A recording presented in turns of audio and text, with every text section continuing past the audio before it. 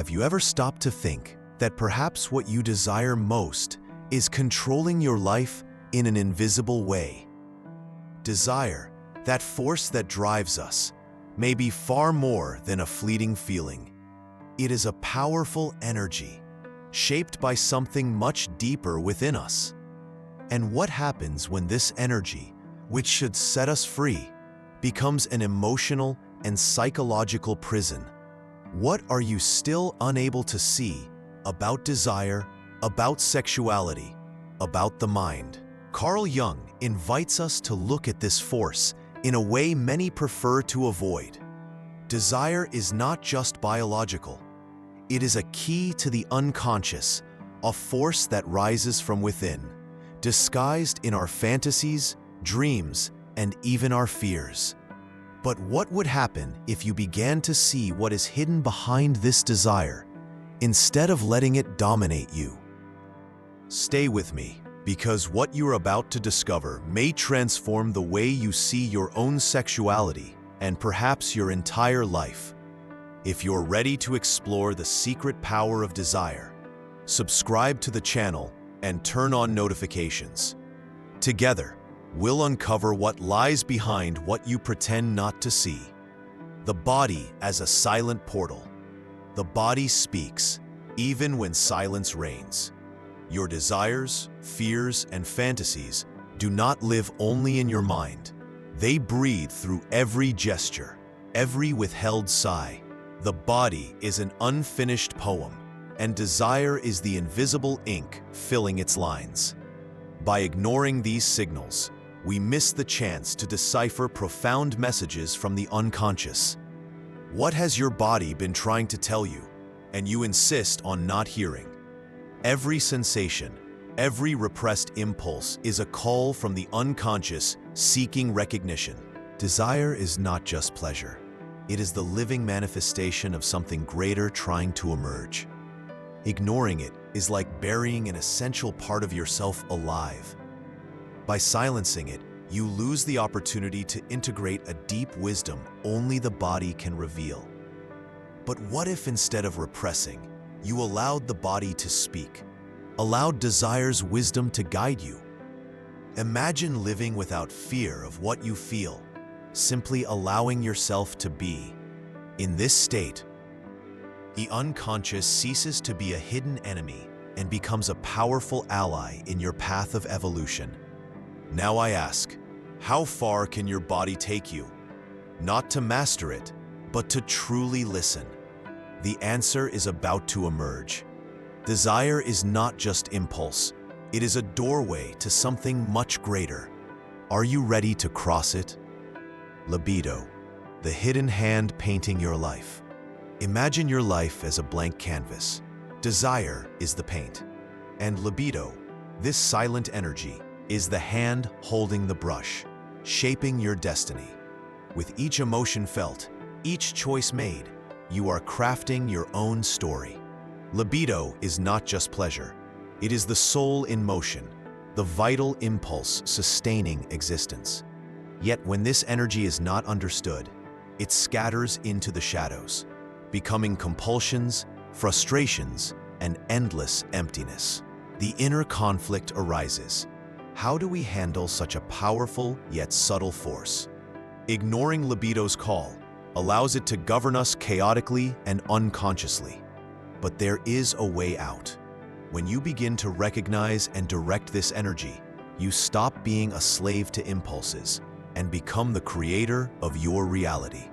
Libido then becomes creative power, fuel that transforms emptiness into fullness.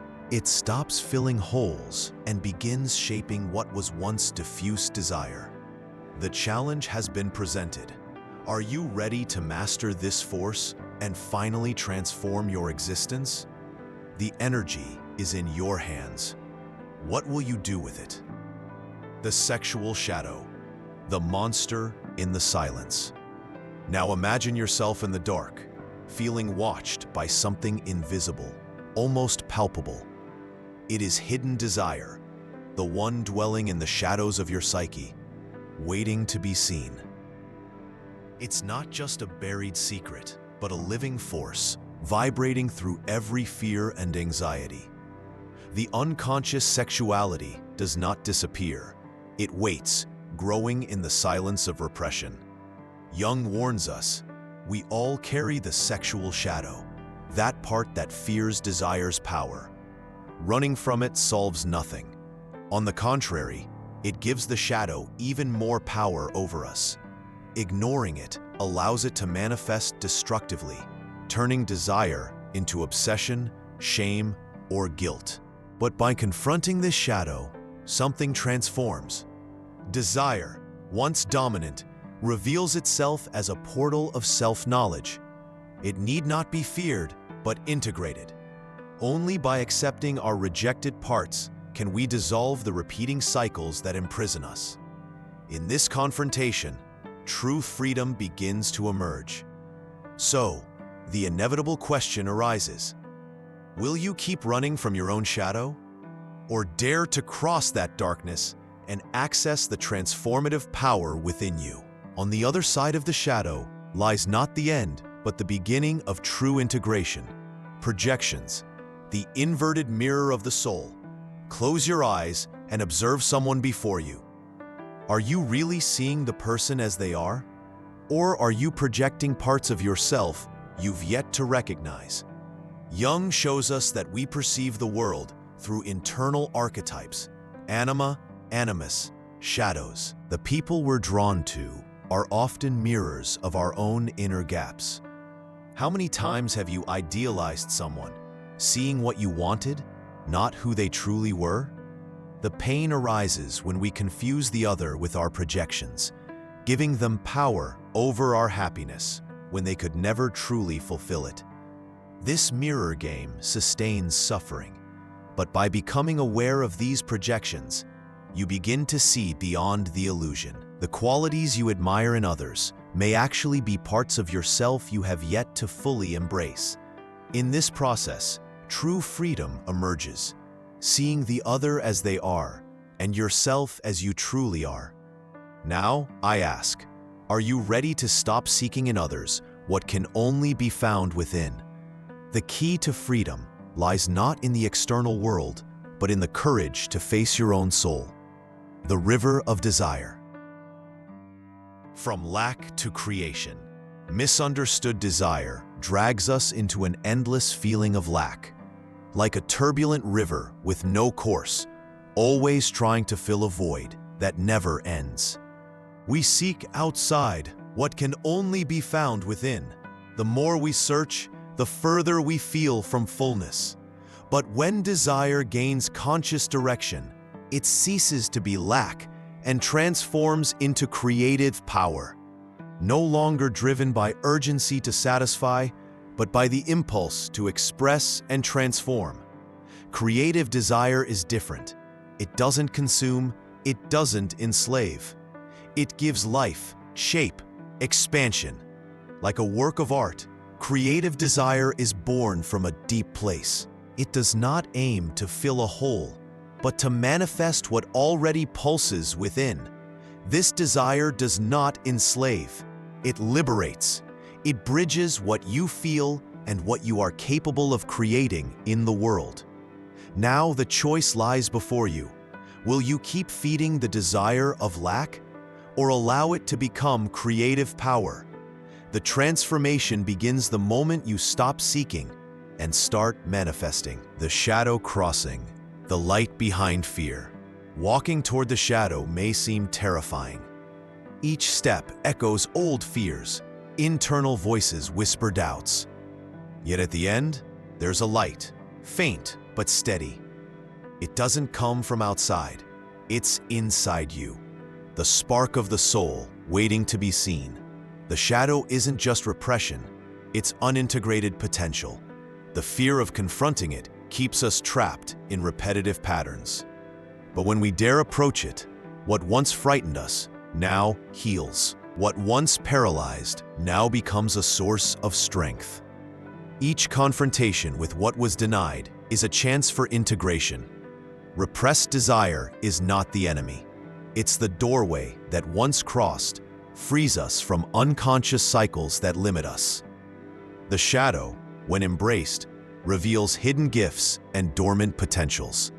The question remains, will you keep running or find the courage to face what you fear most, knowing your true light waits beyond?